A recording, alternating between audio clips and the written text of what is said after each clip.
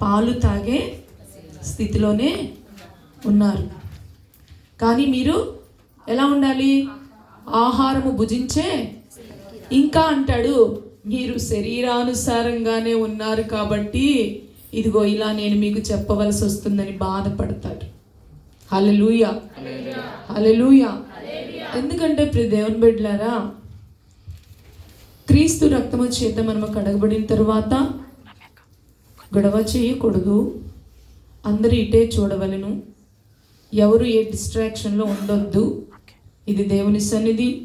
దేవుడు తన ముఖాంతరంలో నుండి మాట్లాడుతున్నప్పుడు ఏమొస్తుందా నా దగ్గరకు అని ఎదురు చూడండి. అసలు మీకు అనుభవం ఉందో లేదో.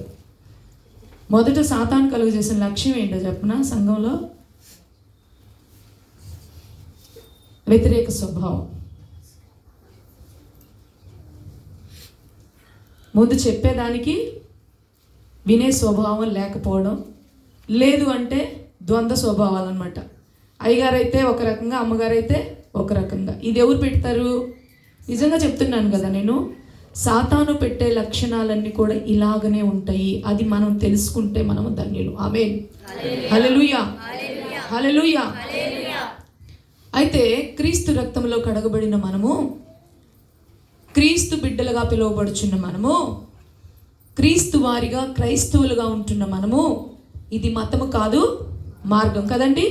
ఉంటున్న మనము దేవుడు కోరుకుంటుంది ఏంటంటే సంపూర్ణత, పరిపూర్ణత.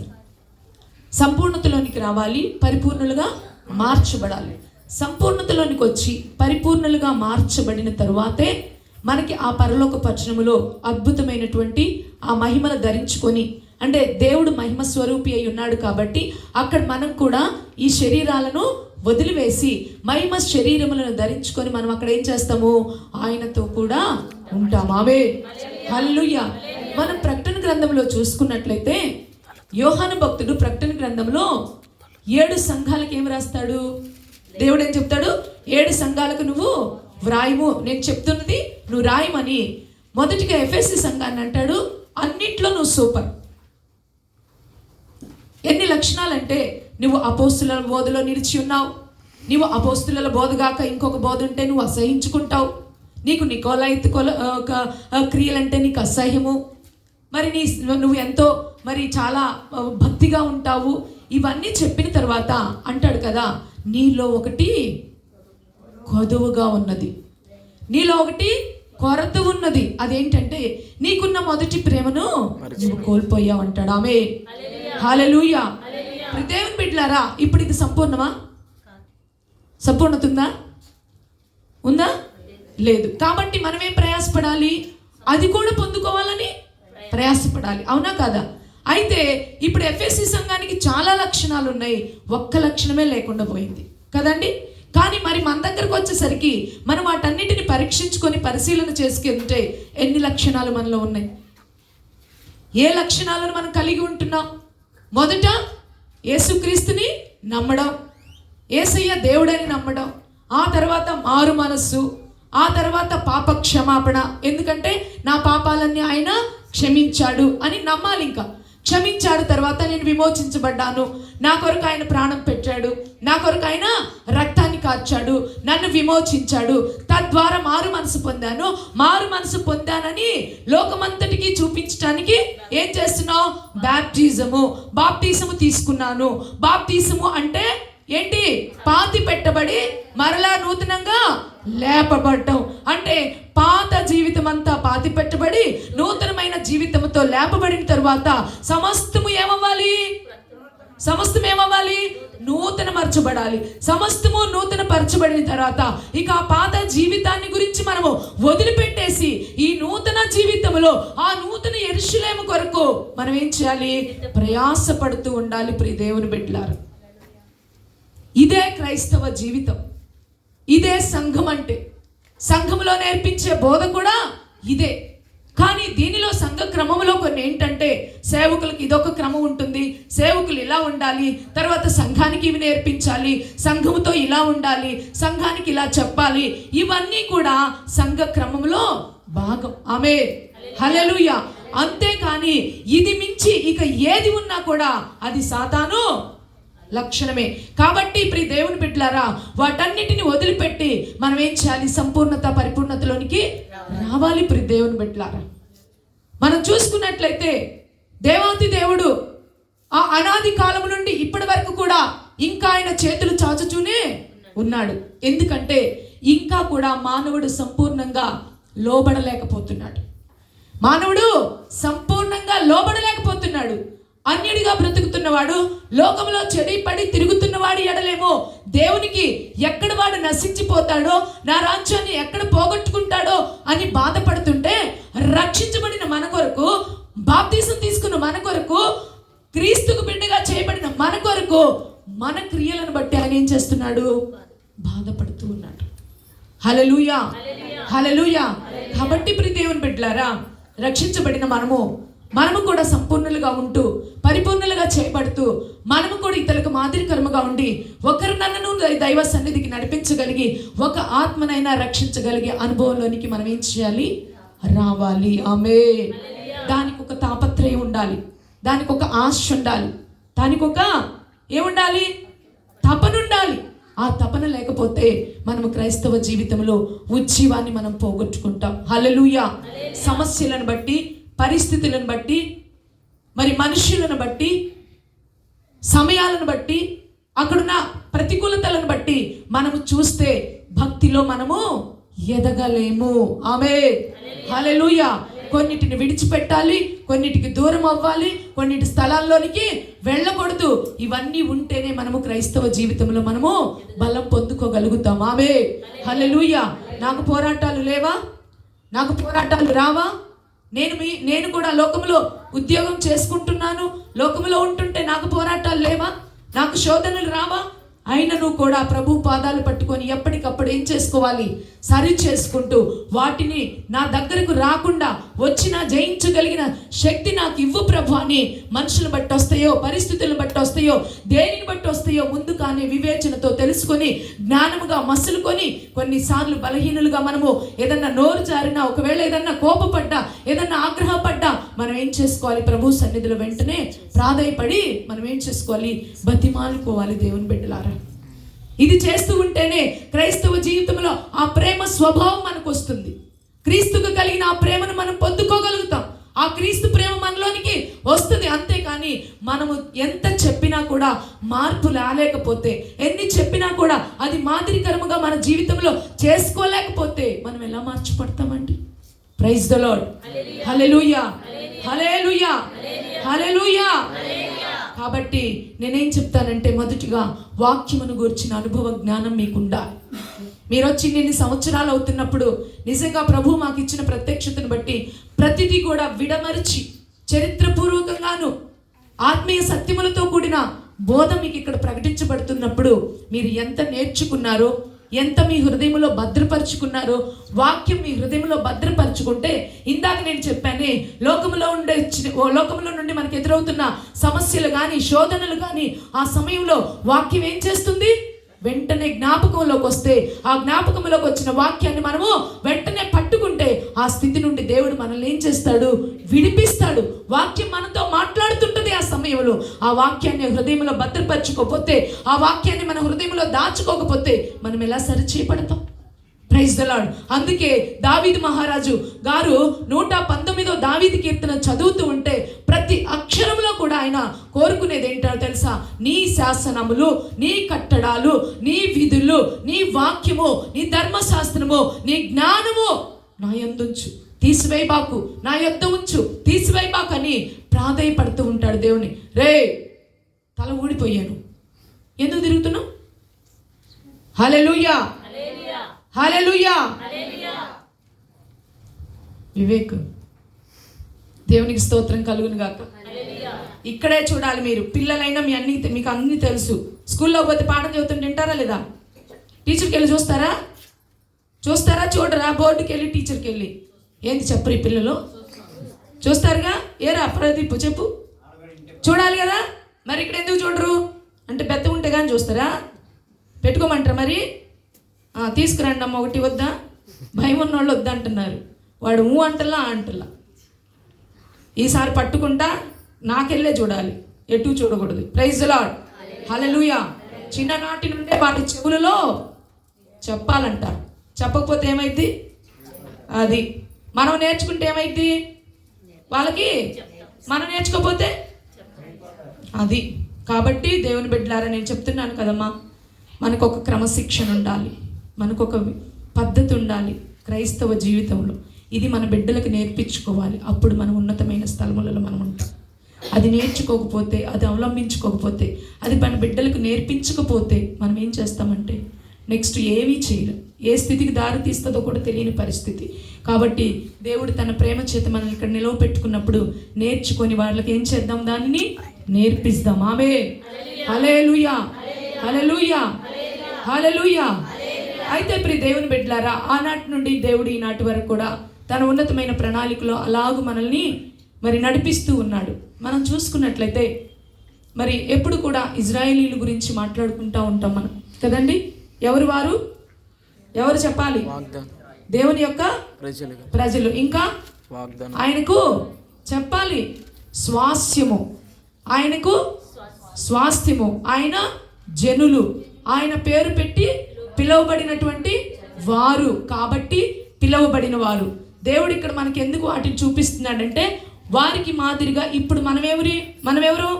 ఈనాటి ఇశ్రాయేలీలు. మనము దేవుని చేత పిలువబడిన వారం, దేవుని చేత పిలువబడి దేవుని సన్నిధికి వచ్చిన వారు. ఆమేన్. హల్లెలూయా. అయితే ప్రియ దేవుని బిడ్డలారా, మనం బైబిల్లో చూసుకున్నట్లయితే మరి మనకి ప్రవక్తలు ఉన్నారు కదండి. ప్రవక్తలు ఉన్నారా? ఎంతమంది ప్రవక్తలు? అది తెలుసు మొత్తం ప్రవక్తలు? పెద్ద ప్రవక్తలు ఎంతమంది? పోని చెప్పండి. బైబిల్లో ప్రవక్తలు ఉన్నారా? ఇది ఎప్పుడు వినలేదా మీరు? ఏందో మా వాళ్ళు ఎప్పుడు విన్నట్టే. స్వప్న, శివమ్మ వినలేదా? విన్నారుగా. పెద్ద ప్రవక్తలు ఎంతమంది? అయ్యి భాష గారు? 4, 5 మంది. పేరు చెప్పండి అమ్మా. యెషయా, ఇర్మియా, ఎస్కేలు, దానియేలు. 4, 5 వాళ్ళు ఎవరు? తర్వాత చిన్న ప్రవక్తలు ఉన్నారు. చిన్న ప్రవక్తలు దాదాపు 12 మంది 13 మంది ఉన్నారు. పెద్ద ప్రవక్తలు అంటే, ఈ పెద్ద ప్రవక్తలు అంటే ఎక్కువ ప్రవచనాలు ప్రజలతో. అంటే ఎందుకు వచ్చారు ఈ ప్రవక్తలు? ఎందుకు దేవుడు నిలవబెట్టుకున్నాడు తెలుసా? ప్రజలతో మాట్లాడడానికి. ప్రవక్తలు ఏంటి? దేవుని మాటను తీసుకొని వచ్చి ప్రజలతో మాట్లాడటం. అయితే అది మంచిది కావచ్చు, అది దీవెన కావచ్చు, అది కీడు కావచ్చు. ఎప్పుడు దేవుడు ఒక మాట చెప్తాడు, ఇది పోయి చెప్పు అంటాడు. దాన్ని వింటారా? దీవెన. అది వినలేదా? ఇదిగో ఈ కీడు సంభవించబోతుంది అని వారికే చెప్పేటట్లుగా దేవుడు ఏం చేశాడంటే ప్రవక్తల్ని ఎన్నుకున్నాడు. వాళ్ళు మనం చూసుకున్నట్లయితే యెషయా గారు, ఇర్మియాకైతే విలాప ప్రవక్త. అంటే ఎప్పుడు ఏడుస్తూనే. ఎందుకంటే నా దేవుడి ప్రజలైన ఇజ్రాయేలీలు ఇలాగూ చెడిపోతున్నారు, ఇంతగా దేవుడికి దూరం అయిపోతున్నారు. ఇప్పుడు నేను ఎట్లా మొత్తుకుంటున్నా మీతోటి, అమ్మ ఇదమ్మా అని. నాకు అవసరమైతే ఉందా? యాక్చువల్గా మనుషరీత్యా చూసుకుంటే, లోకానుసారంగా చూసుకుంటే మీ దగ్గరకు వచ్చి మీరు ఇది చెయ్యండి, మీరు ఇది బాగుపడండి, మీరు ఇలా ఉండండి అని చెప్పాల్సిన బాధ్యత నాకేమన్నా ఉందా? మీరెవరు, నేనెవరిని వినాలి. మీరెవరు, నేనెవరిని. కానీ ఇక్కడ క్రీస్తు ప్రేమ మనల్ని ఏం చేసింది? కలిపి మిమ్మల్ని బిడ్డల్లాగాను మమ్మల్ని తల్లిలాగాను ఇక్కడ పెట్టినప్పుడు, ఆ క్రీస్తు ప్రేమ మాలో ఆ తల్లి ప్రేమను కనపరుస్తున్నప్పుడు బిడ్డలు ఎక్కడ పాడైపోతున్నారో తల్లిదండ్రులకు తెలుస్తుంది కదా. బిడ్డలకు తెలుస్తుందా పాడైపోయేది? వాళ్ళకి ఏ మంచి మాట చెప్పినా, అరే నువ్వు ఇది చేయబాకండి, ఇప్పుడు నేనేం చేశా ఏమంటారు? మీకు కూడా ఇళ్ళల్లో కొడుకులు ఉన్నారా? ఏమంటారు? ఇప్పుడు నేనేం చేశా? అరే అది చేయబాకండి, ఇప్పుడు నేనేం చేశా? వాడు చేసింది తప్పే, వాడు చేసింది పాడు పని అంటే ఏదో చెడ్డ పని, ఏదో పాడు చేయడం, ఏదో చెడగొట్టడం, లేకపోతే వెళ్ళొద్దన్న చోటుకి వెళ్ళడం, చేయొద్దన్నది చేయడం చేస్తూనే ఉంటాడు. అరే అది చేయబాకంటే ఇప్పుడు నేనేం చేశా? అదే కదా, దట్ ఈస్ తిరుగుబాటు. ప్రైజ్ ద లార్డ్, హల్లెలూయా. అలాగనే దేవుని ప్రజలైనటువంటి ఇజ్రాయేలీలు కూడా అలాగుంటున్నప్పుడు, దేవుని కృపను పోగొట్టుకుంటున్నప్పుడు, దేవునికి దూరస్తులుగా ఉంటున్నప్పుడు, దేవుడు బాధపడుతూ తన ప్రవక్తలకు చెప్పి, తన ప్రవక్తల్ని నిలవపెట్టుకొని తన ప్రజల కొరకు వాళ్ళని వాడుకుంటూ ఉన్నారు. ప్రియ దేవుని బిడ్డలారా, మనం చూసుకున్నట్లయితే మరి ఆది కాండంలో నుంచి మనం మొదలు పెట్టుకున్న నిర్గమకాండంకి వచ్చేసరికి మోషే మనకి కనిపిస్తారు. ఎందుకంటే దేవుడు అబ్రహాముతో చేసిన వాగ్దానమును బట్టి కనానును తన ప్రజలైన ఇజ్రాయేలుకి ఇస్తానన్నాడు. కానీ ఆ తర్వాత అక్కడున్న చిన్న ఇబ్బందిని బట్టి ఏమైంది, వారు ఐగుప్తుకి చెరకొనబడిపోయారు. ఐగుప్తులో నుండి మళ్ళీ విడిపించడానికి మోషేను ఎన్నుకున్నాడు. మోషే ద్వారా ఐగుప్తులో నుండి విడిపించాడు. 430 సంవత్సరాల బానిసత్వంలో నుండి విడిపించిన తర్వాత, విడిపించుతున్న టైంలో మోషేని ఎన్నుకున్న సమయంలో మోషేని తన యొద్దకు పిలుచుకొని ప్రజలకు కావలసినటువంటి వాక్యం ఏదైతే ఉందో, ధర్మశాస్త్రం ఏదైతే ఉందో, ఆ 2 పలకలు ఉన్నాయి కదండి, ఆజ్ఞలు గల పలకలను దేవుడు ఏం చేశాడు, తన ప్రజలకు తన సేవకుని పిలుచుకొని ఇచ్చి ఇలాగూ ఉండాలి, ఇలాగూ చేయాలని ఆనాటి నుండి దేవుడు ఏం చేస్తున్నాడు, ప్రకటిస్తూ వస్తున్నాడు, చెప్తూ వస్తున్నాడు. అయినప్పటికీ కూడా మనం చూసుకుంటే మరి ఈ యొక్క 430 సంవత్సరాల తర్వాత విడిపించబడినాక 40 సంవత్సరాలు ఏమైంది, అరణ్యములో వాళ్ళు ఏం చేస్తున్నారు, ప్రయాణం చేస్తూనే ఉన్నారు. ఎక్కడికి, కనానుకి. అయితే ఈ కనానుకి ప్రయాణం చేస్తున్నటువంటి తరుణంలో మోషే అనేక విషయాలు యెహోవా యొద్ద నుండి అడిగి తన ప్రజలకు చెప్పుచూనే ఉన్నాడు.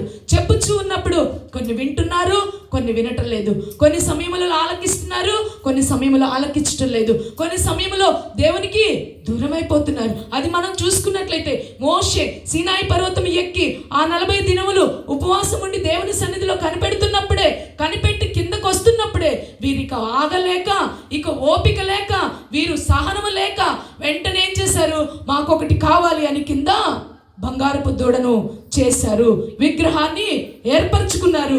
ఆనాటి నుండే వాళ్ళ స్వభావము అలాగే ఉంటే దేవుడు బాధపడుతూనే వస్తున్నాడు. ప్రియ దేవుని బిడ్డలారా, ఈ మాటలన్నీ చెప్తున్నప్పుడు, మనకు వినపడుతున్నప్పుడు మనం ఆలోచించుకోవాలి. ఆయన రక్తము చేత కడగబడిన మనము, ఆయన రక్తము చేత ఏర్పాటు చేసుకున్న మనము, ఆయన బిడ్డలుగా పిలువబడుతున్న మనము ఎలా ఉంటున్నాం? మనము కూడా అప్పుడప్పుడు దేవునికి ఆయాసకరంగా బ్రతుకుతున్నామా, దేవునికి దూరంగా బ్రతుకుతున్నామా, దేవుని మనం దుఃఖపరుస్తున్నామా, దేవుడు ఎంతసేపు మన వైపు చూస్తున్నాడు, మన వైపు చూసి ఆయన బాధపడుతున్నాడా, మనం ఆయన ఎలా ప్రవర్తిస్తున్నాము, ఆయన మన యొద్ద నుండి ఏం కోరుకుంటున్నాడు, ఆయన మనల్ని ఏం చేయమంటున్నాడు, మనం ఏం చేస్తున్నాము, ఏమి చేయకుండా ఉంటున్నాము అని మనం ఏం చేసేయాలంటే వాక్యం వింటున్నప్పుడు మనము చూసుకుంటూ ఉండాలి, సరి చేసుకుంటూ ఉండాలి. ప్రియ దేవుని బిడ్డలారా, ఆ తర్వాత కూడా మనం చూసుకున్నట్లయితే మోషే కాలం అంతా కూడా అలాగే ఉంది.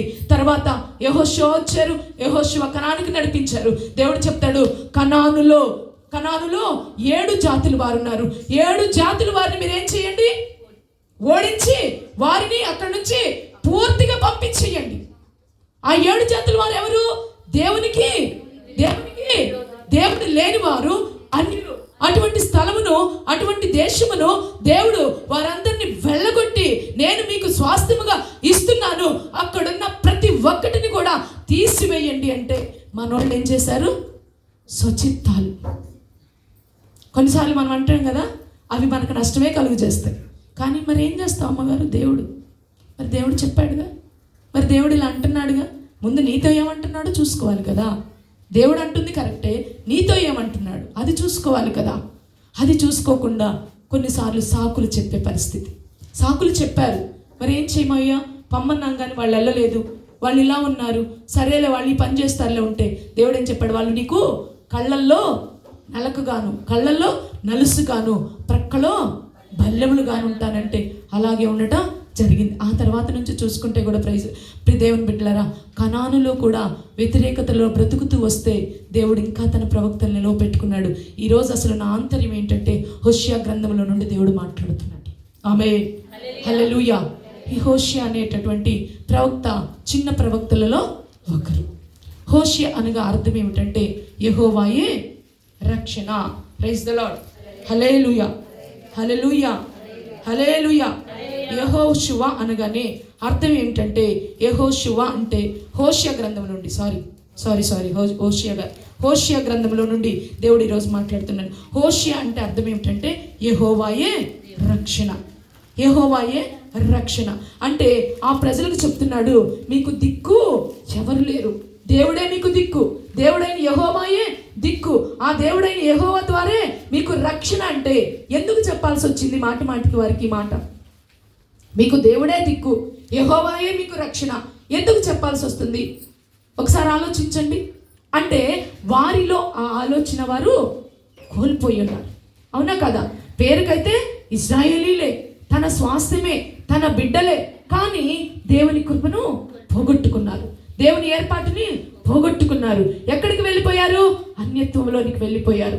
దేవునికి ఆయాసకరమైన మార్గంలోనికి వెళ్ళిపోయారు. దేవునికి దూరస్తులుగా బ్రతుకుతున్న తరుణములో దేవుడు ఎంతో బాధపడుతూ ఆ బాధని వ్యక్తము పరుస్తూ ఆ బాధని ఆ ప్రజలు చూసే నిమిత్తముగా హోషేయ అనే ప్రవక్తని ఏర్పాటు చేసుకున్నాడు. ప్రియ దేవుని బిడ్డలారా, ఆమేన్, హల్లెలూయా, హల్లెలూయా. ఈనాడు కూడా మనం చూసుకున్నట్లయితే అనేక మంది దైవజనులను ఎందుకు దేవుడు ఏర్పరచుకుంటున్నాడో తెలుసా? పాపములో, శాపములో, వేదనలో, బాధలో, కష్టములో, పాపపు ఊబిలో, జిగట మన్నులో దిగిపోయినటువంటి వారిని రక్షణలోనికి నడిపించడానికి దైవ సేవకులను ఏర్పాటు చేసుకొని, పిలుచుకొని, ఏర్పాటు చేసుకొని, సిద్ధపరచుకొని, వారిని నలగగొట్టుకుంటూ వారి ప్రార్థనల ద్వారా, వారి విజ్ఞాపనల ద్వారా దేవుడి సన్నిధిలో కార్చే కన్నీటిని బట్టి అనేక ఆత్మలు రక్షించబడడానికి, తన రాజ్యముగా ఏర్పాటు చేసుకోవడానికి, తన రాజ్యముగా సిద్ధపరచుకోవడానికి దేవుడు ఈనాడు కూడా తన సేవకులను ఏర్పాటు చేసుకుంటున్నాడు. ఆమేన్, హల్లెలూయా. మొదటిగా ఈ విషయాన్ని మనం తెలుసుకోవాలి. ఎందుకు దేవుడు మనల్ని పిలుస్తున్నాడంటే, ఎందుకు దేవుడు తన దగ్గరకు తెచ్చుకుంటున్నాడంటే తన బిడ్డలుగా చేసుకోవడానికి, తన స్వాస్థ్యముగా పెట్టుకోవడానికి, తన రాజ్యంలో నివసించడానికి మనల్ని పిలుస్తున్నాడు. అయితే ఈ లోక సంబంధమైన అవసరాలలో కూడా కొన్ని ఉంటాయి. కాబట్టి ఇప్పుడు మనం చెప్పుకున్న సాక్ష్యాలు ఏవైతే మనం ఈ లోక యాత్రలో, ఈ జీవన యాత్రలో కొన్ని సమస్యలు మనకుంటాయి, కొన్ని వేదనలు మనకుంటాయి, ఈ లోక సంబంధమైన అవసరతలు మనకుంటాయి. ఈ అవసరతలన్నిటిలో కూడా ప్రభు ఏం చేస్తున్నాడు? మనకి సహాయం చేస్తూ వస్తున్నాడు. అది ఆరోగ్యమైనా, అది ఆర్థిక పరిస్థితి అయినా, అది మరి వేదనైనా, శోధనైనా, ఇబ్బందైనా, ఇరుకైనా, ప్రతికూలమైన పరిస్థితులైనా వాటిలో కూడా ప్రభు ఏం చేస్తున్నాడండి?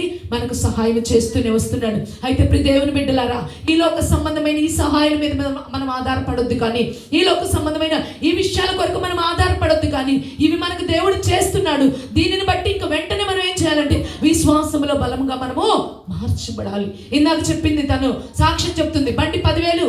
ఆ బిడ్డ ఏంటి? తనకి జీసస్ గురించి, యేసయ్యను గురించిన అంత జ్ఞానము లేదు. తను ఒక విగ్రహారాధకుగా ఉంటుంది, తను పూజలు చేసేటటువంటి స్థితిలో ఉంటుంది. కానీ దేవుడు ఏం చేశాడో తెలుసా? నేనున్నానని చూపించడానికి తనకు ఒక సూచనిచ్చాడు. నేనున్నానని బయలుపరచడానికి తన యొక్క కోరికను నెరవేర్చాడు, తన ఆశను తీర్చాడు. ఎందుకంటే తన యొద్దకు తీసుకురావడానికి, ఇదిగో నేనున్నాను, నా సహాయం నీకు దొరుకుతుందని చెప్పడానికి ఏం చేశాడంటే అక్కడ అద్భుతమైన కార్యము చేశాడు. దాన్ని బట్టి ఆ బిడ్డ ఏం చేయాలి? ఇక విశ్వాసములు ఇంకా ఆ బిడ్డే కాదు, మన జీవితంలో ఒక దేవుడు ఒక అద్భుతమైన కార్యం మన ఎడల చేశాడు అంటే దానిని బట్టి మనం కృతజ్ఞతాస్తుతులు చెల్లించుకుంటూ మనం ఏం చేయాలి? ఇంకా విశ్వాసములో బలంగా ఉండాలి, కృతజ్ఞతలో బలంగా ఉండాలి, ప్రభు మీద ఇంకా ఆనుకోవాలి, ప్రభువుని ఇంకా ప్రేమించాలి. నీవే దిక్కు అని బ్రతకాలి, నీవే దిశ అని బ్రతకాలి, నీవే ఆధారం అని బ్రతకాలి. అంతేకాని అది మర్చిపోయి ఈ లోకంలో ఇచ్చిన ఈ యొక్క అవసరతలను బట్టో, ఈ యొక్క కార్యములను బట్టో, ఈ లోక సంబంధమైన వాటిని బట్టో ఈ లోకంలో సంతోషించేటటువంటి స్థితిలో మనము ఉండకూడదు. ప్రియ దేవుని బిడ్డలారా, ఈ లోకంలో ఆయన చేసే అద్భుత కార్యములు, ఈ లోకంలో ఆయన చేసే ఆశ్చర్య కార్యములను బట్టి ఇంకా పరలోకానికి మనం ఏం చేయాలి? సిద్ధపరచబడాలి. ఆమేన్, హల్లెలూయా. అందుకే దేవుడు తన సేవకుల నోటి నుండి, తన సేవకుల ముఖాంతరముల నుండి మనల్ని సరిచేసే, మనల్ని ఆయుధపరిచే మాటలను, వాక్యములను దేవుడు మనకు అనుగ్రహిస్తున్నాడు. ఇచ్చిన సమయంలో వాటిని మనం పట్టుకోకపోతే, వాటి ద్వారా మనం సరి చేసుకోకపోతే, మన బ్రతుకులను మార్చుకోకపోతే, మన పాత జీవితాలను మనం సరి చేసుకోకపోతే ఇక మనం ఆశీర్వాదాలు ఎక్కడ పొందుకుంటాం చెప్పండి? పొందుకోగలమా? నేను చెప్తున్నాను కదా ప్రియ దేవుని బిడ్డలారా, నా జీవితంలోకి వచ్చేసరికి 2019 మొదలుకొని కన్నీటి ప్రార్థన దేవుడు నాకు ఇచ్చాడు. హల్లెలూయా, హల్లెలూయా, హల్లెలూయా. కన్నీటి ప్రార్థన, విలపించే ప్రార్థన దేవుడు నాకు ఇచ్చాడు. సమస్య ఏదైనా కావచ్చు, ముళ్ళు ఏదైనా కావచ్చు, నాకు శోధన ఏదైనా కావచ్చు, దాని ద్వారా దేవుడు నాకు నేర్పించిన పాఠం ఏమిటో తెలుసా? కన్నీటి ప్రార్థన. నువ్వు నేర్చుకున్నావా? నీకొచ్చిన శ్రమలలో నువ్వు నేర్చుకున్నావా? నీకొచ్చిన బాధలో నువ్వు నేర్చుకున్నావా? వింటున్నప్పుడు ఆ కన్నీటి ప్రార్థన నీకు బలహీనత రాగానే, నీకు శోధన రాగానే పడిపోయే స్థితిలో ఉన్నావా? లేకపోతే నా దేవుడు నాతో ఉన్నాడనే ఒక ధైర్యంతో కన్నీరు కార్చగలుగుతున్నావా? కన్నీటి ప్రార్థన నువ్వు నిలుపుకోగలుగుతున్నావా? ప్రైజ్ ది లార్డ్, హల్లెలూయా. ఆ కన్నీటి ప్రార్థనలో నీ అనుభవం ఎంత అద్భుతంగా మారుతుందో నీకు అర్థమవుతుందా? ఇలాంటి విషయాలను మనము నేర్చుకోవాలి. ఆ కన్నీటి ప్రార్థనలో, ఆ అంగలార్పులో, ఆ రోదన చేసే విషయాలలో, అది సంఘము కావచ్చు, అది నా కుటుంబం కావచ్చు, అది నా వ్యక్తిగత జీవితం కొరకు కావచ్చు, ఏదైనా కానీ దేవుడు అడగటం నేర్పిస్తూ వస్తే అడిగిన దానికి అత్యధికముగా దేవుడు ఏం చేస్తున్నాడు? అనుగ్రహిస్తూ వస్తున్నాడు. నువ్వెందుకు నేర్చుకోవటం లేదు? నువ్వెందుకు పొందుకోవటం లేదు? నువ్వెందుకు దాన్ని కాపాడుకోలేకపోతున్నావు? ఈరోజు ప్రశ్నించుకోవచ్చు కదా ప్రియ దేవుని బిడ్డలారా. హల్లెలూయా, హల్లెలూయా. నేర్చుకోవాలి, నేర్చుకోవాలి, అనుభవపూర్వకంలోనికి రావాలి, తెచ్చుకోవాలి. దేవుడు ఈరోజు చేస్తున్నాడు మేలు అంటే, ఈరోజు నిలవ పెట్టాడు అంటే, నిన్ను ఉన్నత స్థానంలోనికి తీసుకుని రావడానికి ఇదే మొదటి స్టెప్గా ఉంటుంటే దానికి ఇంకా ఎంత కృతజ్ఞులై మనము జీవించాలమ్మా దేవుడు కోరుకుంటున్నాడు. ప్రజలతో చెప్పుచున్న మాటలు అవే, కానీ మనం వాటిని ఏం చేస్తున్నామంటే చెవులు మనము వినకుండా పెట్టుకుంటున్నాం. దాని ద్వారా ప్రయోజనం లేదని ఈరోజు నేను మనవి చేసుకుంటున్నాను. దాని ద్వారా ప్రయోజనం లేదని నేను ఈరోజు మనవి చేసుకుంటున్నాను. మనం ప్రయోజనకరమైన భక్తి మనం చేసేవారిగా ఉండాలి. ప్రయోజనకరమైన భక్తి ఏంటో తెలుసా? ఆయన అధికంగా ప్రేమించాలి, ఆయన అధికంగా ప్రేమించాలి. ఆయన అధికంగా ప్రేమించినప్పుడు ఆయన మాటలలో ఏది కూడా మనము తప్పిపోం. ప్రైజ్ ది లార్డ్, హల్లెలూయా. అయితే ఈ హోషియానే మరి ఈ ప్రవక్త నిలవ పెట్టుకున్నప్పుడు ఇజ్రాయేలీలు ఎలా ఉన్నారో తెలుసా? ప్రజలు ఎలా ఉన్నారో తెలుసా? భయంకరమైన స్థితిలో ఉన్నారు.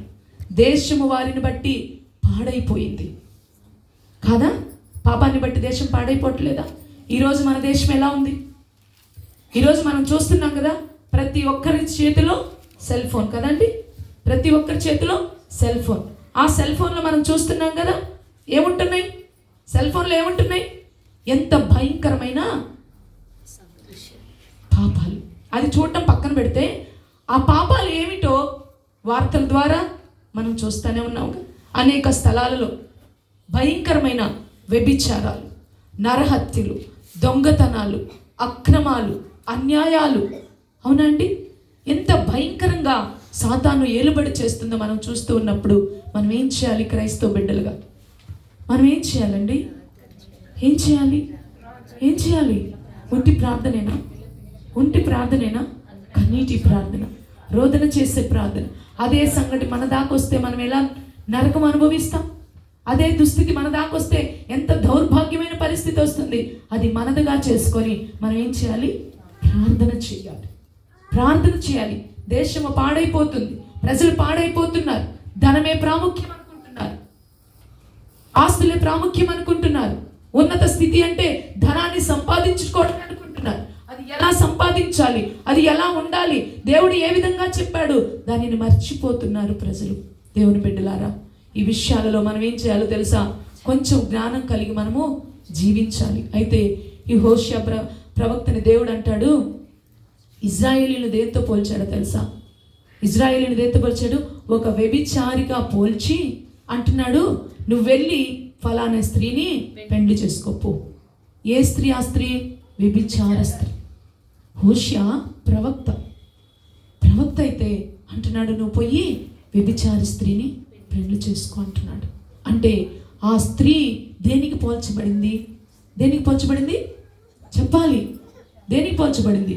వ్యభిచారానికి పోల్చబడింది. ఆ స్త్రీ ఇజ్రాయేలీయులకు పోల్చబడినప్పుడు హోషియా ప్రవక్త నిలబెట్టి, నీ జీవితం ద్వారా ఇజ్రాయేలీయులకి నేను అనేక విషయాలు చూపించబోతున్నా, ఇది నేర్చుకో, ఇది తెలుసుకో, ఇది వాళ్ళకి చెప్పు అని దేవుడు మాట్లాడుతూ చెప్తున్నప్పుడు కొన్ని విషయాలు వారు ఎలా చెడిపోయారో చూస్తే ఎంతో బాధ, ఎంతో వేదన కలుగుతుంది. ఈ దినాలలో కూడా ఇటువంటి క్రియలు మన లోకంలో, దేశంలో జరగకుండా ఉంటున్నాయా? చూస్తున్నారు మీరు, మీ అందరికీ తెలివి ఉంది, ఈ లోక సంబంధమైన జ్ఞానం అందరికీ ఉంది. ఎలా ప్రజలు చెడిపోతున్నారు, ఎలా ప్రజలు నశించిపోతున్నారు, ఎలా ప్రజలు పాడైపోతున్నారో తెలుసు. కానీ దేవుడి చిత్తం అదా? కాదు కదా. దేవుడి చిత్తం పాడైపోవటం కాదు, దేవుడి చిత్తం నశించిపోవటం కాదు. మనము పాడైన వారము బాగు చేయబడాలి, చెడిపోయిన వారము బాగుపడాలి. చెడిపోయిందాగా ఉంటే దేవుడికి ఇష్టం కాదండి. దేవుడు అందుకే ప్రేమ కలిగిన దేవుడు. కాబట్టి ఇప్పుడు దేవుని బిడ్డలారా, ఇక్కడ మనం చూసుకున్నట్లయితే హోషియా 4:1 చూద్దాం. ఇశ్రాయేలు వారలారా, యెహోవా మాట ఆలకించుడి. సత్యమును కనికరమును దేవుని గూర్చిన జ్ఞానమును దేశమందు లేకపోవుట చూచి యెహోవా దేశ నివాసులతో వ్యాజ్యమాడుచున్నాడు. ఏమి లేదంటండి ఆ దేశంలో? ఏం లేదు? సత్యము కనికరము దేవుని గూర్చిన జ్ఞానము అంట. ఈరోజు మనకుందా? ఈరోజు మనం పరీక్షించుకుందాం, మనకున్నాయా? దేశంలో ఉంటున్న ప్రజలకి ఇవి ఉన్నాయా? దేవుని గురించిన జ్ఞానం ఉందా? సత్యం ఉందా? కనికరం ఉందా? దాని కొరకు మనం నిలబడగలుగుతున్నామా? ఇది ఎవరికో తెలుసా? లోకములో ఉన్న అన్యులకు కాదు, లోకములో ఉన్న అన్యులకు కాదు, యేసయ్య నమ్ముకున్న ప్రజలకు, యేసయ్య తన బిడ్డలుగా చేసుకున్న ప్రజలకు దేవుడు మాట్లాడుతున్న మాట. మనము సామాన్యం కాదండి, మీకు తెలుసో లేదో, కానీ మనం సామాన్యులం కాదు. మనం సూపర్ న్యాచురల్ పవర్ కలిగినటువంటి వారు. మనం నార్మల్ పీపుల్ కాదండి, సూపర్ న్యాచురల్ పవర్. ఎందుకో తెలుసా? మన దేవుడు అటువంటి దేవుడు. యేసయ్య అంటే ప్రేమ ఉంది, కనికరం ఉంది, సత్యం ఉంది, రోషం ఉంది, మరి ఇంకా ఆయనకి అద్భుతమైనటువంటి గొప్ప కార్యాలు చేసే శక్తి ఉంది. ఆయన శక్తిమంతుడు, బలవంతుడు, సాహస కార్యములు చేసే దేవుడు. ఆయన బాహుబలం ఎంతో గొప్పది. ఆయన బాహుబలము సాహస కార్యములు చేయనని లేఖనాలు సెలవిస్తుంటే ప్రియ దేవుని బిడ్డలారా, ఆయన పొందుకున్న మనం ఎవరమండి? మనం ఎందుకు ఈరోజు ఆ సాహస కార్యాలను గెలుచుకోలేకపోతున్నామంటే మన ప్రవర్తన బట్టి కాదా? అవునా కాదా? మన ప్రవర్తన బట్టి కాదా? మన స్థితిని బట్టి కాదా? ఈరోజు దేవుడు మనతో మాట్లాడుతున్నప్పుడు ఆ దేశములు ఏమి లేదంట, ఇజ్రాయేలీయులకి ఏమి లేదు, సత్యము లేదు, కనికరము లేదు, దేవుని గురించిన జ్ఞానము కూడా లేదంట. కానీ దేవుడు వాళ్ళని అట్లా తయారు చేశాడా? అట్లా తయారు చేశాడా?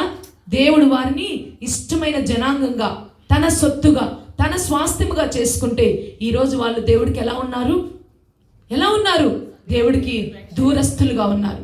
ఆయన జ్ఞానం లేని వారిగా ఉన్నారు. మనం ఎలా ఉంటున్నాం? మనకుందా ఆయన గురించిన జ్ఞానం? ఇంతకాలం మనం రక్షించబడ్డాం, ఇంతకాలం నుంచి బల్లలో చెయ్యి వేస్తున్నాం, ఇంతకాలం నుంచి వాక్యం వింటున్నాం, ఇంతకాలం నుంచి క్రైస్తవులుగా పిలువబడుతున్నాం. కొన్ని కుటుంబాల్లో అయితే పుట్టుక క్రైస్తవులని చెప్పుకునే స్థితిలో ఉన్నాం. కానీ మన పరిస్థితి ఏమిటి? నేను చెప్తున్నాను కదా దేవుని బిడ్డలారా, మనము దినదినము క్షణక్షణము సరిచేయబడుతూ యేసయ్య రక్తంలో కడగబడుతూ ప్రతి క్షణము మనం ఏం చేయాలి? ఆత్మచేత మనము శుద్ధీకరించబడుతూ ఉండాలి. అప్పుడు ఆ అనుభవం అద్భుతమైన అనుభవంగా మారుతుంది. అద్భుతమైన అనుభవంగా మారుతుంది. ఆ అనుభవంగా మార్చుకోలేకపోతే మనం ఒకరోజు వచ్చి అలా కూర్చుండిపోయే వారంగా కాదు కదా మనం ఉండాల్సింది. మాకైతే ఎంత వేదన కలుగుతుందో తెలుసా? సంఘం విస్తరించబడటం లేదు, సంఘములో కొత్త ఆత్మలు చేర్చబడటం లేదు, సంఘములో కొత్త ఆత్మలు చేర్చబడట్లేదు, సంఘం విస్తరించబడటం లేదు, సంఘమునికి వాక్యమును గురించిన జ్ఞానం ఉందో లేదో కూడా మాకు తెలియటం లేదు. బయట చూస్తే ఎంత భయంకరంగా మాట్లాడుకుంటున్నటువంటి పరిస్థితులు, ఎందుకు మాట్లాడుకుంటున్నారని చూస్తే క్రియలు కూడా అలాగే ఉన్నాయి. ఎంత గుండె పగిలిపోతుందో తెలుసా?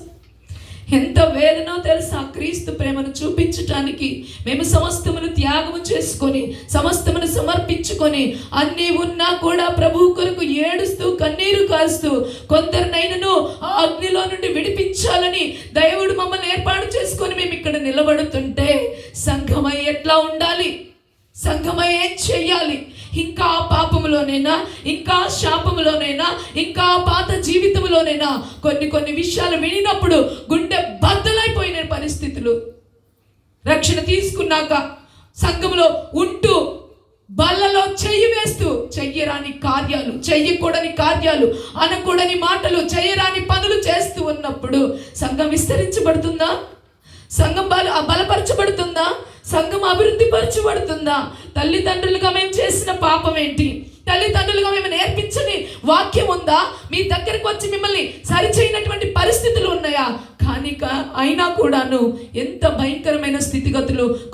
కొందరు లిటరల్గా మాతో మాట్లాడిన మాటలు, అమ్మగారు వాళ్ళు మంచోళ్ళే, కానీ వీళ్ళకి సాక్ష్యం ఏది అంటే, నేను చూడకపోవచ్చు మిమ్మల్ని, బయట నేను మిమ్మల్ని చూస్తాను, నాకు తెలియదు మీరు ఎలా ఉంటారు, నేను మీ దగ్గరకు రాలేను.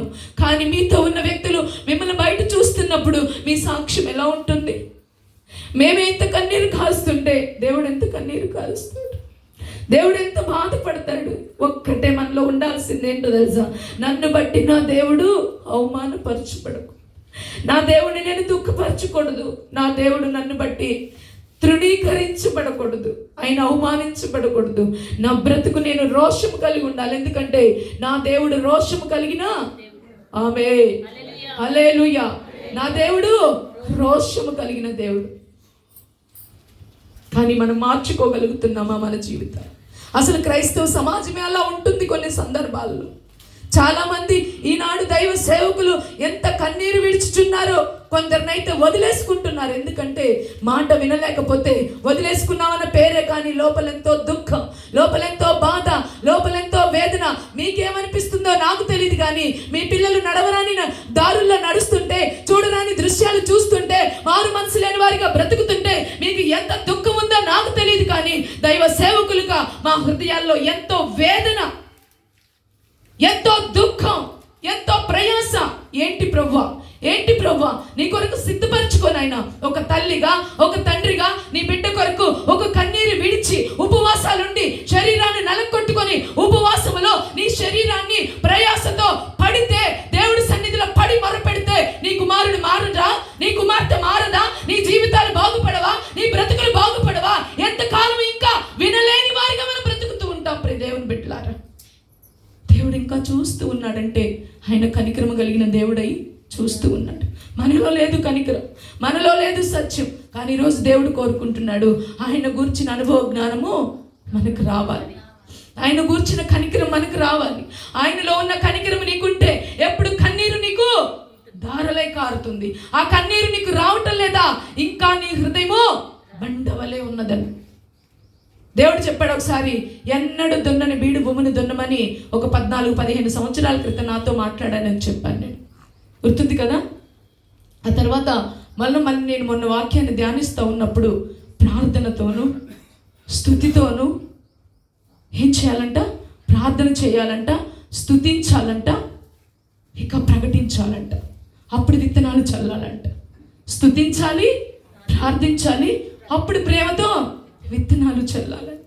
ఆ విత్తనాలు చల్లితే, ఎందుకంటే అది అప్పుడు దేవుడు ఏం చేస్తాడంటే ఆ కడవరి వర్షం, ఆ తొలకరి వర్షం కృమ్మరించబడితే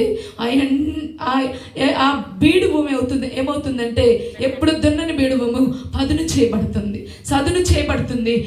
విత్తనములు మొలకెత్తుతాయి. ప్రేమ దేవుని బిడ్డలారా, ఈ భారము సంఘమై కూడా మీరు కూడా కలిగి ఉండాలని మా ప్రయాస. మేము ఒక్కరి శక్తి మాకు సరిపోదు, మా ఒక్క బలం మాకు సరిపోదు. సేవకులమైన మేము, మాకు తోడై మీరున్నప్పుడు ఈ ప్రార్థనలోను, ఈ ఉపవాసాలలోను, ఈ జాగరణలోను, ఈ స్తుతించటంలోను, ఈ ప్రార్థించటంలోను మీరు తోడుగా ఉన్నప్పుడు ఈ గొప్ప కార్యాలు దేవుడు మన ఎడల జరిగించుదా. అనేకమైన నశించిపోతున్న ఆత్మలు బయట, ఇంట, మన కుటుంబాలలో ఉన్న ఆత్మలు మన ఎద్దకు నడిపించబడరా. మనం ఎంత ప్రయాసపడుతున్నామో ఒకసారి చేసుకోవాలి. హల్లెలూయా. సరి చేసుకోవాలి. ఆ నడవడిలో నడవాలి. ప్రియ దేవుని బిడ్డలారా, ఒకప్పుడు చూసుకుంటే 2015-16లో ఎంత ప్రార్థన చేసే బిడ్డలు ఇక్కడ ఉన్నారు. ఈ రోజు ఏమైంది వాళ్ళ ప్రార్థనా జీవితం? ఈ రోజు ఏమైంది వారి ఉపవాసాలు? ఈ రోజు ఏమైంది వారి భక్తి జీవితం? ఎందుకు చల్లారిపోయిన స్థితిలో ఉన్నారు? ఎందుకు అడుగంటిన స్థితిలో ఉన్నారు? ఎందుకు పడిపోయిన స్థితిలో ఉన్నారు? దానికి కారణం ఎవరు? సేవకులా? చెప్పాలా? సేవకులా? మరెవరు? సంఘస్థులా? దేవుడా? మరేంటది? దేనికి? ఎందుకు చెప్పాలా? ఎవరి వ్యక్తిగత విషయాలను బట్టి వారు బలహీనులైపోయారు. వ్యక్తిగత విషయాలను బట్టి బలహీనులైపోయారు. కానీ దేవుడు ఈరోజు మాట్లాడుతున్నాడు, అవన్నీ కాదు మనకు కావాల్సింది. ప్రభువుని పట్టుకొని ప్రభువులో నడవటం నేర్చుకోవాలి. నేను అంటాను, నేను పెద్ద భక్తిపరురాలను లేకపోతే పెద్ద నీతిమంతురాలమోనో మేము చెప్పడం లేదు. కానీ నేను అంటాను, మమ్మల్ని చూసి మీరు ఎందుకు నేర్చుకోలేకపోతున్నారు? మా ఆత్మీయ తల్లిదండ్రులను చూసి మేము చాలా నేర్చుకున్నాం. ఆరాధించడం నేర్చుకున్నాం, ప్రార్థించడం నేర్చుకున్నాం, సమర్పణ నేర్చుకున్నాం, ఎలా ఉండాలో నేర్చుకున్నాం. అమ్మగారు ఏం వేసుకుంటారో అలానే ఉండాలని నేర్చుకున్నాం, వాళ్ళలాగా బ్రతకాలని నేర్చుకున్నాం, వాళ్ళలాగా ఉండాలని నేర్చుకున్నాం. అది నేర్చుకున్నాం కాబట్టి ఈరోజు నిలబడగలుగుతున్నాం, ఈరోజు ఉండగలుగుతున్నాం. కానీ దైవజనులైన మేము మీ ఎదుట నిలబడినప్పుడు మీరు మా నుండి ఏం నేర్చుకుంటున్నారు? దేవుని బట్టి కొన్ని మేము అలంకరించుకున్నప్పుడు, అక్షయాలంకారములు దేవుని యొక్క క్రియలను అలంకరించుకున్నప్పుడు దైవ సేవకులను బట్టి మనం ఏం నేర్చుకుంటున్నాం? ఒక ప్రార్థనా జీవితమా, ఒక కన్నీటి జీవితమా, ఒక పరిశుద్ధాత్మ నడిపింప, ఒక ఉపవాస ప్రార్థన, ఒక ఆనందించడం ఆ దేవునిలో ఏమి నేర్చుకోగలుగుతున్నాం? లోకాన్ని జయించగలుగుతున్నామా? సమర్పణ కలిగిన జీవితంలో ఉన్నామా? సమర్పణ అంటే బయటకు అన్ని తీసేయడం ఒక్కటే కాదు, హృదయంలో చాలా ఉంటాయి. వాటన్నిటిని ప్రభు దగ్గర ఆ బలిపీఠం మీద కాల్చివేయాలి. సమర్పణ పైకి ఒక్కటి తీసుకొని లోపలే నెట్టు పెట్టుకుంటే అది వేషధారణ అవుతుంది, సమర్పణ అవ్వదు. వేషధారణగా కాదు కదా మనం బ్రతికేది. ఇక్కడ ఇశ్రాయేలీయుల ప్రజలు అలా జీవిస్తుంటే దేవుడు ఎంతో బాధపడి ప్రవక్త ద్వారా మాట్లాడుచున్నటువంటి మాటలు. దేశంలో ఏమి లేదు, ఇజ్రాయేలులో ఏమి లేదు, కనికరం లేదు, సత్యము లేదు, దేవుని గురించిన జ్ఞానము కూడా లేదంట. అందు నిమిత్తమై దేవుడు ఏం చేస్తున్నాడు తెలుసా? వారితో వ్యాజ్యం ఆడుతున్నాడు. మనం శ్రమల పాలు ఎందుకు అవుతున్నాం? మనం అనుకుంటాం ఏదైనా శ్రమ రాగానే అయ్యో మమ్మల్ని సాతాను చాలా శోధిస్తుందండి. సాతాను శోధించదమ్మా. కొన్నిసార్లు మన అక్రమ ప్రవర్తనను బట్టి దేవుడే మనల్ని కొడతాడు తెలుసా? దేవుడు మనతో వ్యాజ్యం ఆడతాడని ఇక్కడ వాక్యం సెలవిస్తుంది. ఇజ్రాయేలుకు వస్తున్నాయి శ్రమలు, వస్తున్నాయి బాధలు. ఎందుకో తెలుసా? దేవుని యొద్దకు మరలా నువ్వు తిరిగి రాని. దానికి దేవుడు ఏం చేస్తున్నాడు? వారిని మొత్తుతున్నాడు. మనకు కష్టాలు వచ్చినాయి, మనకు బాధలు వచ్చినాయి, మనకి శ్రమలు వచ్చినాయి అంటే మరలా ఒకసారి దేవుడు మనల్ని పిలుస్తున్నాడని మనము తెలుసుకోవాలి. ఇవన్నీ ఇజ్రాయేలులో లేకపోవడాన్ని బట్టంట వారు దేవుడు ఏం చేస్తున్నాడు? వారితో వ్యాజ్యం ఆడుతున్నాడట. దేవునికి స్తోత్రం. ఇంకా అంతేకాదు కానీ 3:2 చదవండి అమ్మా.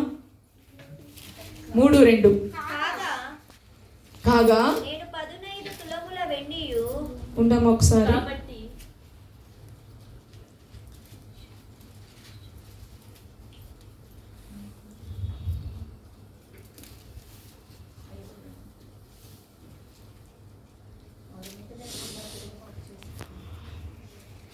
చూడండి 4:2 రా.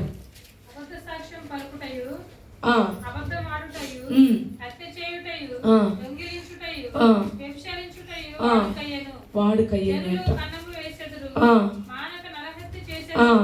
కాబట్టి దేశం ఏం చేస్తుందంట? ఓ చూసారా ఎలా ఉన్నారంట వాళ్ళు? అబద్ధ సాక్ష్యాలు పలకడం. ఈరోజు కూడా మనం ఏం చేస్తాం? టప్పీమని చిన్న చిన్న విషయాలకి ఏం చేస్తాం? అబద్ధాలు. చిన్న విషయాలకి కొన్నిసార్లు అనిపిస్తుంది దైవ సేవకులమైన మా దగ్గరకు వచ్చి దేవుడు మాకు వివేచన వరం ఇచ్చాడు. ఆ విషయం మరి మీకు తెలుసో లేదో తెలియదు. మీరు మాట్లాడుతున్నప్పుడు మీరు చెప్తుంది సత్యమా కాదని ఇక్కడ మాకు అర్థమైపోతుంది.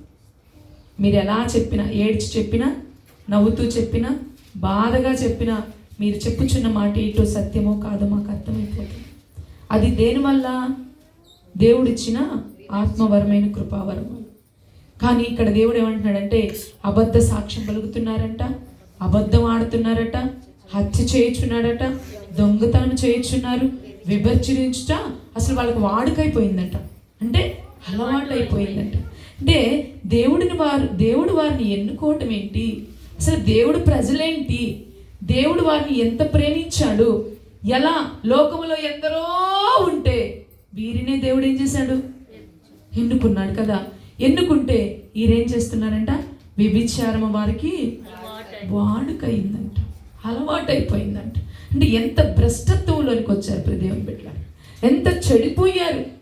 నిజంగా దేవుడు ఎంత దుఃఖపడతా ఉన్నాడంటే అంటే వారు అక్కడ ఏంటంటే విగ్రహారాధన. అంటే దేవుణ్ణి విడిచి, దేవుణ్ణి మరచి, దేవుణ్ణి వెంబడించగా లోకం వైపు చూస్తూ లోకముతో పరుగులెత్తుతూ ఉన్నటువంటి పరిస్థితి. హల్లెలూయా, హల్లెలూయా. కాబట్టి అలా ఉండడాన్ని బట్టంట అక్కడేంటి? మానవులు, పక్షులు కూడా క్షీణించిపోయినాయట. ఎప్పుడైనా గుర్తు పెట్టుకోండి, దేవుణ్ణి విడిచిపెడుతున్నామంటే, దేవుని మీద మనకు ప్రేమ తగ్గుతుందంటే, మన భక్తి జీవితంలో మనము సన్నగిల్లిపోతున్నామంటే మనకు శ్రమలు ఆసన్నమవుతాయి. శ్రమలు ఆసన్నమవుతాయి. ఆ శ్రమలు ఆసన్నం అవుతున్నప్పుడు ఒకసారి మన భక్తి జీవితాన్ని మనము పరీక్షించుకోవాలి. ప్రభువా, నిజంగా నేను బలహీనురాలనయ్యానా, నేను బలహీనున్నయ్యానా, నీకు దూరంగా నేను ఏమన్నా ఉన్నానా, దూరస్తుడిగా నేను బ్రతుకుతున్నానా? అయ్యా వద్దు. అందుకే అంటాడు కదా దావీదు, నన్ను నీ సన్నిధి నుండి త్రోసివేయొద్దయ్యా అని కన్నీరు విడిచి ఏడుస్తాడు. నన్ను నీ సన్నిధి నుండి త్రోసివేయకయ్యా, నీ ఆత్మ నా నుండి తీసివేయకయ్యా అంటాడు. అబ్బా, ఏంటండి అసలు ఆ ప్రార్థన? నీ సన్నిధి నుండి నన్ను త్రోసివేయకు. నీ సన్నిధి లేకపోతే ఇక నాకు బ్రతుకే లేదు.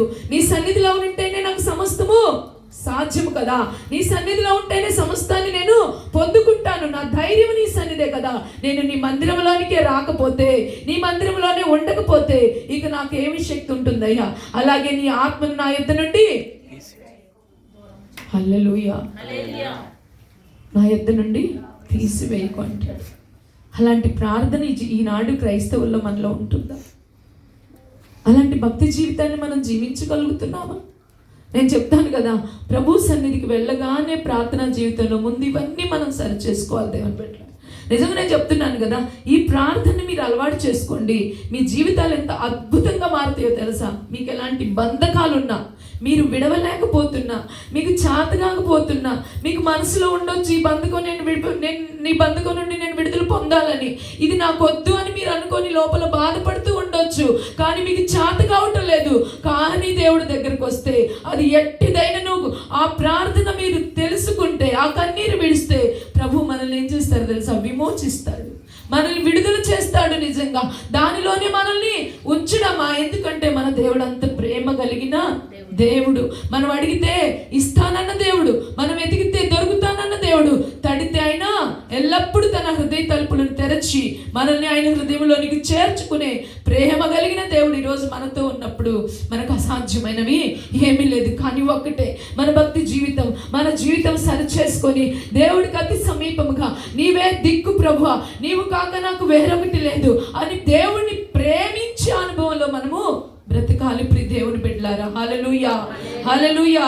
ఇంకా ఎలాగున్నారని మనం చూసుకున్నట్లయితే 3:4 చూడండి ఒకసారి.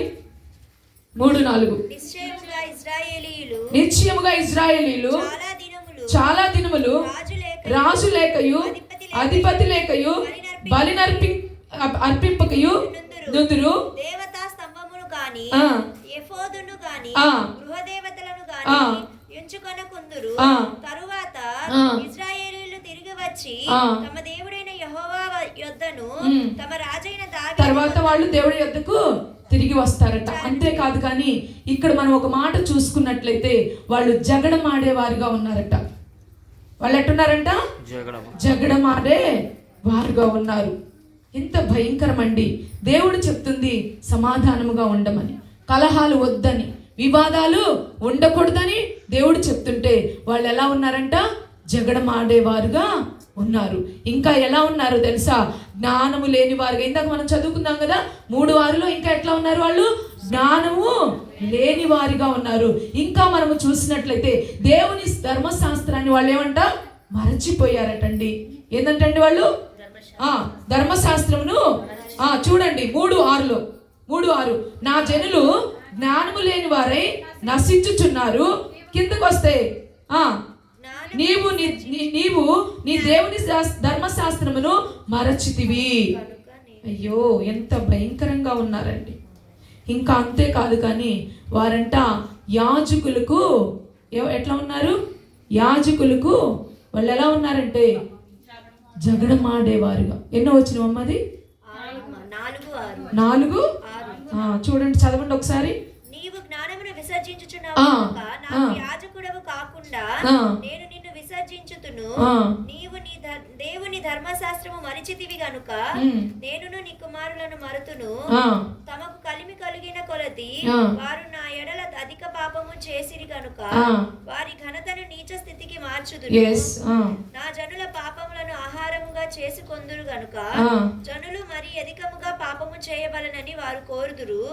కాబట్టి జనులను ఎలాగో యాజకులను అలాగే సంభవించును. వారి ప్రవర్తనను బట్టి నేను వారిని శిక్షింతును.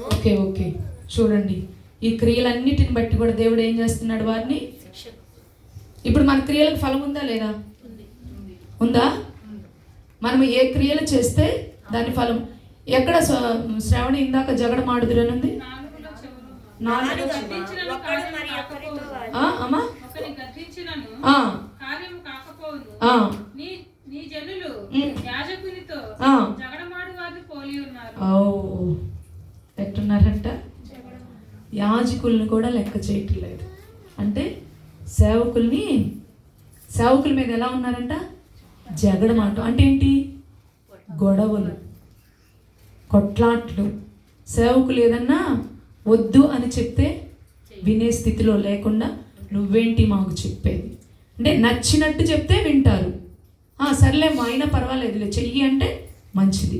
వద్దమ్మా ఇది మంచిది కాదు, ఇది దేవునికి ఇష్టమైన కార్యం కాదు, ఇది కరెక్ట్ కాదు అని చెప్తే ఎలా ఉన్నారంట?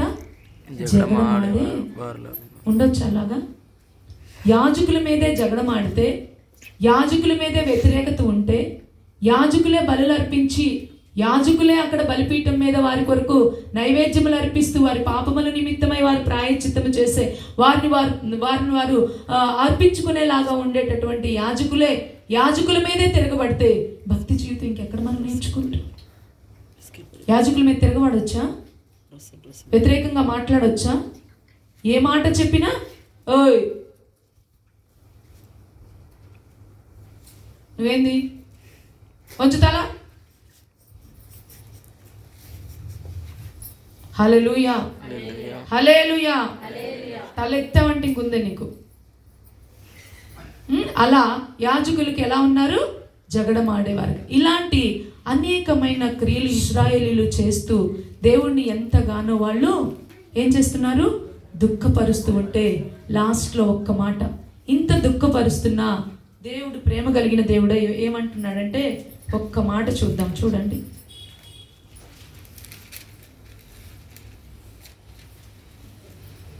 ఒక్క మాట చూద్దాం. Praise the Lord. హల్లెలూయా.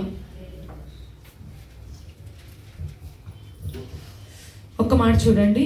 యావేలు గ్రంథము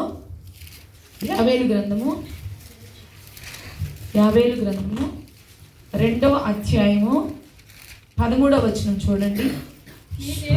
మీ దేవుడైన యెహోవా కరుణా వాత్సల్యములు గల వాడును, శాంతమూర్తియు, అత్యంత కృపగలవాడునై ఉండి తాను చేయనుద్దేశించిన కీడును చేయక పశ్చాత్తాపపడును గనుక మీ వస్త్రములను కాక మీ హృదయములను చింపుకొని ఆయన తట్టు ఆమేన్. ఇదండి మన దేవుని యొక్క గుణలక్షణం. అందుకే ఆయనకు అంతటి ప్రేమ, అంతటి పేరు. గొప్ప దేవుడు అని ఎందుకు ఆయనకు పేరు? ఇక్కడ ఇవన్నీ చేస్తే ఇక దేవుడే అంటున్నాడు, నేనే మిమ్మల్ని బాగు చేస్తాను, ఇక నేను కలుగు చేసుకోపోతే ఇక లాభం లేదు, నేనే కలుగు చేసుకుంటున్నాను, మీరేం చేయండి, తిరిగి నా యొద్దకు రండి. నేనెవరిని?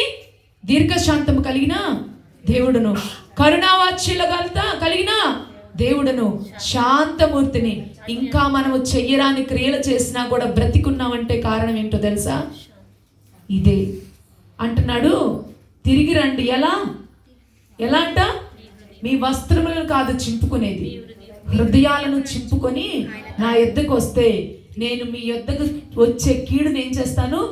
తప్పిస్తాను, నా మనసును మార్చుకుంటానంటున్న దేవుడు మనతో ఉంటే మనం ఎందుకంటే ఇంకా ఇలా ఉండగలుగుతున్నాం? ఆ మాటలు చదివినప్పుడు, ఆ మాటలు వింటున్నప్పుడు, ఆ మాటలు ధ్యానిస్తున్నప్పుడు మన లోపల ఎంత రోషం రావాలి, ఎంత ఉజ్జీవం రావాలి. నా దేవుడు ఇంకా ఇలా ఉన్నా నన్ను ఇంకా ఆయన యొద్దకు పిలుస్తున్నాడంటే ఆయన దీర్ఘశాంతం ఎంత గొప్పది, ఆయన కరుణావాత్సల్యం ఎంత గొప్పది. నేను ఇంత వ్యతిరేకిగా ఉన్నా, నేను ఇంత తిరుగుబాటు చేస్తున్నా, నేను ఇంత చేయరాని క్రియలు చేస్తున్నా, ఇశ్రాయేలీయుల ఎడల ఆయనకున్న ప్రేమ. ప్రియదేవుని బిడ్డలారా, ఈనాడు కూడా ఆయనకు మన ఎడల ఎంతో, నేను చెప్తున్నాను కదా, మనం తగ్గించుకోవడం ఆయనకి ఇష్టం, మనం లోబడటం ఆయనకి ఇష్టం. మనం ఎంతగా తగ్గించుకోవాలంటే మనలో ఉన్న సమస్తమైన శరీరేచ్ఛలు ఏమిటి?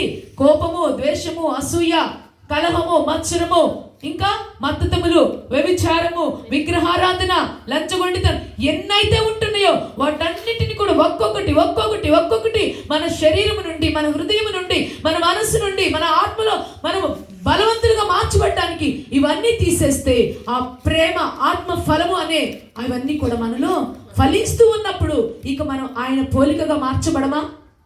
ఆయన పోలికలోనికి రామా? పౌలు గారు అంటున్నాడు కదా, నేను క్రీస్తుని పోలి నడుచుకుంటున్నాను, మీరు నన్ను పోలి. అసలు ఎప్పుడైనా వచ్చిందా ఆ బాధ? మనలోకి వచ్చిందా ఎప్పుడైనా?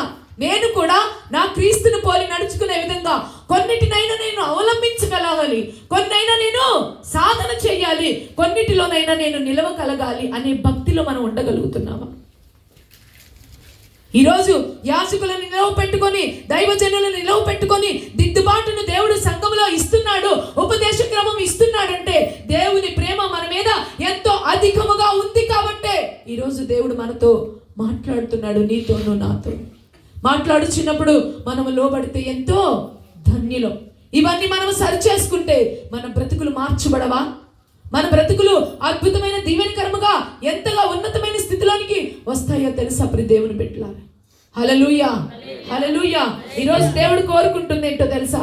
మనకున్నటువంటి అన్నిటిని కూడా విడిచిపెట్టి మరలా ఆయన యొద్దకు వచ్చి మన హృదయాలను చింపుకుంటే, ఆయన పాదముల చెంత ఉంటే, మన పాపాలను బట్టి, మనం ఇంకా అతిక్రమములను బట్టి, మన హృదయములో ఆయనకి వ్యతిరేకము చేసే క్రియలను బట్టి మన హృదయాలను చింపుకోవాలి. కొంతమంది మనస్సాక్షి ఎట్టుంటుందో తెలుసా? నేనేం చేయలా, నేను బాగానే ఉన్నా, అదేం తప్పు కాదు.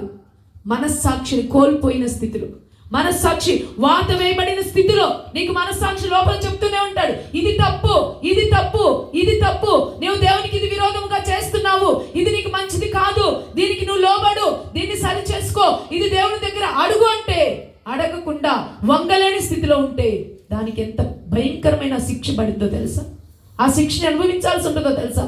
కానీ ప్రేమ కలిగిన దేవుడు మన హృదయాన్ని చింపుకొని ఆయన పాదముల ఎందుకు వచ్చికేనా మనల్ని క్షమించమని అడిగి, నన్ను సరిచేయి ప్రభువా, నన్ను సరిచేయి ప్రభువా, నేను ఇలా ఉండాలని ఇష్టపడుతున్నాను, నేను నీతో సాంగత్యం చేయడానికి ఇష్టపడుతున్నాను, నీ సహవాసంలో నేను ఉండాలి, నేను సరిచేయబడిన స్థితిలో ఉండాలి, నేను నీకు సాక్షిగా బ్రతకాలి, నన్ను చూసి కొందరైనా నిన్ను నమ్ముకోవాలి, నీ యొద్దకు రావాలి, నా బ్రతుకంత మహిమకరముగా మార్చబడాలి ప్రభువా అని అడిగితే అసలు ఆ బాధ మనలో ఉంటుందా? ఆ భారం ఉంటుందా? అసలు ఆ భారం కలిగి మనం జీవిస్తున్నామా? అసలు ఆ భారం కలిగి జీవిస్తే నిన్ను నన్ను దేవుడు ఒక మందిరముగా కట్టుకోవడానికి ఆయన ఇష్టపడుతున్నాడు. గతం గత ఈ రోజే దేవుడు మరొకసారి ఎందుకు మాట్లాడుతున్నాడో ప్రియ దేవుని బిడ్డలారా, నీతోను నాతోను.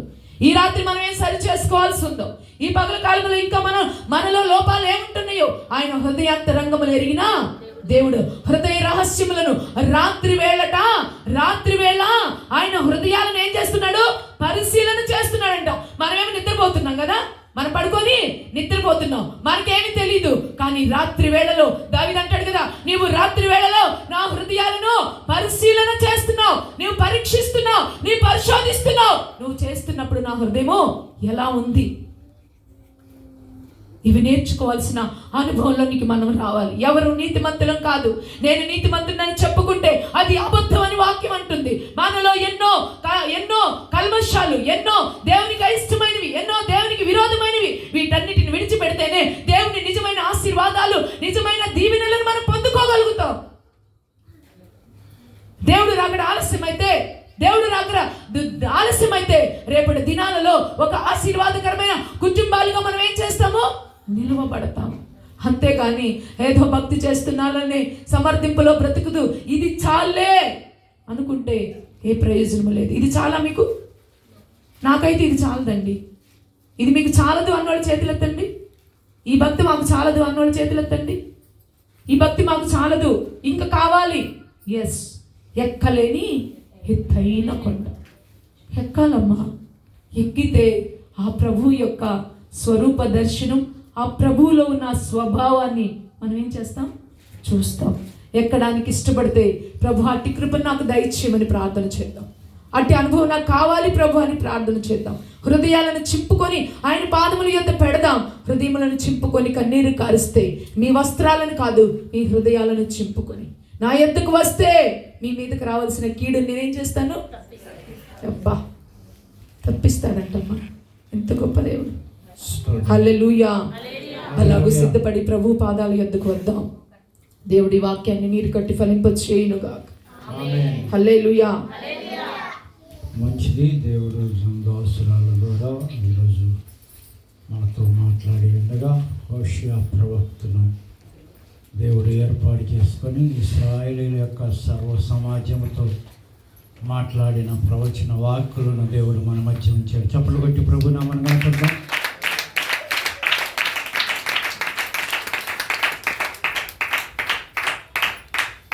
హోషేయ అన్న, యెహోషువ అన్న, యెషయా అన్న, మళ్ళీ చెప్తున్నాను, హోషేయ అన్న, యెహోషువ అన్న, యెషయా అన్న, మూడింటికి అర్థం ఒకటే, యెహోవాయే నా రక్షణ అని అర్థం. ముగ్గురు ప్రవక్తలే. యెహోవాయే నా రక్షణ అని అర్థం ఇస్తుంది అనమాట. ఆమేన్, హల్లెలూయా. ఇంతకీ ఒక ప్రశ్న వేస్తాను మీకు. హోషేయ చెరకు ముందు ప్రవక్త, చెరలో ఉన్నప్పుడు ప్రవక్త, చెరలో నుండి ఇశ్రాయేలు బయటికి తీసుకొచ్చిన తర్వాత ప్రవచించబడిన ప్రవక్త?